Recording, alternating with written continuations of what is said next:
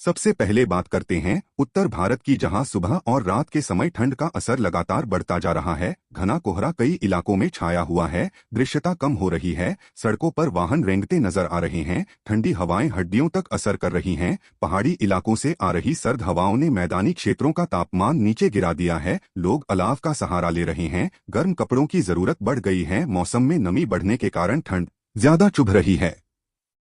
उत्तर प्रदेश, बिहार, दिल्ली, हरियाणा, पंजाब, राजस्थान के कई हिस्सों में सुबह घना कोहरा और शाम को तेज ठंडी हवा देखने को मिल रही है। खेतों में खड़ी फसलों पर ओस की परत जम रही है, जिससे किसानों की चिंता भी बढ़ी हुई है। मौसम वैज्ञानिकों का कहना है कि पश्चिमी विक्षोभ के सक्रिय होने से मौसम में यह बदलाव देखने को मिल रहा है। आने वाले समय में तापमान में और गिरावट संभव है।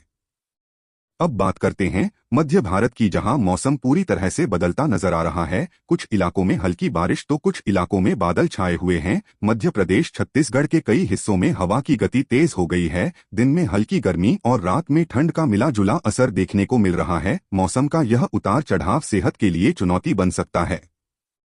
पश्चिम भारत की बात करें तो महाराष्ट्र, गुजरात के कई इलाकों में मौसम ने अचानक रुख बदला है। समुद्री हवाओं के असर से नमी बढ़ गई है। तटीय क्षेत्रों में बादल छाए हुए हैं, कुछ जगहों पर हल्की बारिश के आसार बने हुए हैं। मछुआरों को समुद्र में जाने से पहले सतर्क रहने की सलाह दी गई है, क्योंकि हवा की रफ्तार अचानक बढ़ सकती है। दक्षिण भारत में मौसम का अलग ही रंग देखने को मिल रहा है। तमिलनाडु, केरल, कर्नाटक, आंध्र प्रदेश के कई हिस्सों में बादलों की आवाजाही बनी हुई है। कहीं तेज बारिश तो कहीं रुक रुक कर फुहारें गिर रही हैं। निचले इलाकों में जलभराव की स्थिति बन रही है। लोगों को सावधानी बरतने की जरूरत है। मौसम विभाग ने संकेत दिए हैं कि अगले कुछ समय तक बारिश का सिलसिला जारी रह सकता है।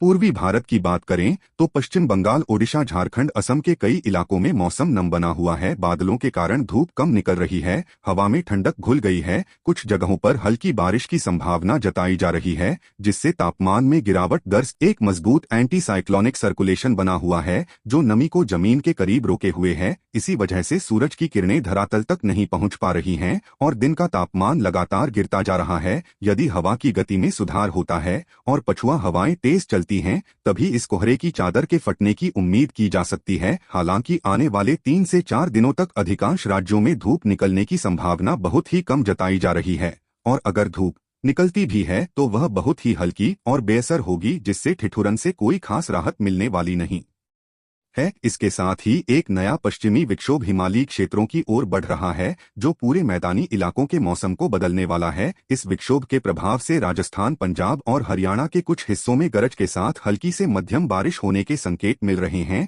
यदि यह बारिश होती है तो कोहरा तो साफ हो जाएगा, लेकिन वातावरण में नमी की मात्रा बढ़ने से गलन और ज्यादा बढ़ जाएगी। बारिश का यह दौर उत्तर प्रदेश और दिल्ली एनसीआर तक भी पहुंच सकता है, जिससे शीत लहर का प्रकोप और अधिक कष्टदायक हो जाएगा। पश्चिमी विक्षोभ के कारण पहाड़ों पर भारी बर्फबारी होगी, जिसका सीधा असर मैदानी इलाकों के तापमान पर पड़ेगा, क्योंकि वहां से आने वाली बर्फीली हवाएं मैदानी क्षेत्रों को फ्रीजर की तरह ठंडा कर देंगी। बारिश के कारण फसलों को होने वाले फायदे और नुकसान पर भी नजर डाली जा रही है। जहां एक ओर गेहूं की फसल के लिए हल्की बूंदाबांदी अमृत समान मानी जा रही है, वहीं दूसरी ओर तेज हवाओं और ओलावृष्टि की आशंका ने किसानों की चिंताएं बढ़ा दी हैं। अगर ओले गिरते हैं तो तैयार खड़ी फसलों को भारी नुकसान पहुंच सकता है, जिससे ग्रामीण अर्थव्यवस्था पर बुरा असर पड़ेगा। मौसम विभाग ने चेतावनी दी है कि बारिश के दौरान आकाशीय बिजली गिरने की भी संभावना है, इसलिए लोग खुले मैदानों और पेड़ों के नीचे जाने से बचें। शहरी इलाकों में बारिश के कारण जलभराव की स्थिति पैदा हो सकती है,